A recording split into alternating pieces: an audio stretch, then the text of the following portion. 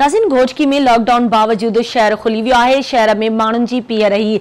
इन हवाले से तफ़सील ॿुधाइण जे लाइ असां सां वीडियो लिंक ते मौजूद है आवाज़ न्यूज़ रिपोर्टर मुश्ताक लगारी। जी मुश्ताक। सॼी सिंध जी घोटकी में भी अॼु लॉकडाउन के 47 ॾींहं आहे। घोटकी शहर जो मुकमल तौर ते लॉकडाउन बनल आहे। घोटकी शहर में जो सुबह से एडी जेका रश मुख़्तलिफ़ चौकनि चौराहनि ते माण्हुनि जा हुजूम लॻल आहे, पर जेका पुलिस हितां जो घोटकी पुलिस आहे उन्हनि खे जेको आहे क़ौमी उन्हनि खे रोकण में नाकाम रही आहे। घोटकी में मोटरसाइकिल जेका ॿिए लॻा ट्रेल वाली जेका आहे घोटकी शहर में नौजवान गश्त करे रही पंहिंजा सामान वठी ॻोठ वञी शहर जो घुमनि पिया। हिन वक़्तु सूरत हाल इहा लॻी पई घोटकी शहर में जेके समाजी फ़ासिला रखण में जेको घोटकी पुलिस मुकमल तौर ते नाकाम रही आहे।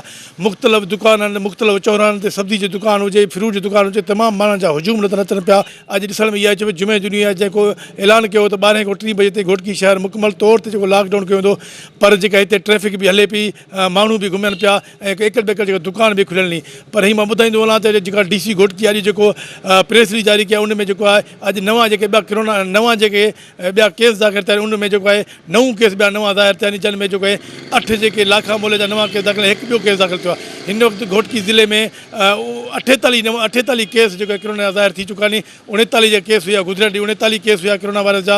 अॼु जेको 9 केस ॿिया नवां ज़ाहिर थिया आहिनि, तंहिं जे करे टोटल जेके घोटकी ज़िले में जेको 48 कोरोना वायरस जा जेके पॉज़िटिव रिपोर्ट आई आहे। हाणे 48 केस हिते घोटकी में आहिनि ऐं जॾहिं हिकु जेका आहे गुज़रियल कुझु ॾींहं अॻु में फ़ौतगी पिणु थी चुकी आहे।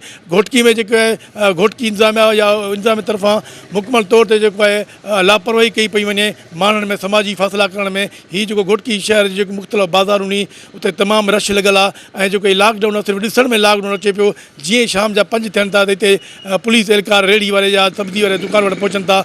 आया टाइम ख़तमु थियो त दुकान बंदि कयो या जेको असांखे सब्जी या असांखे फ्रूट ॾियो।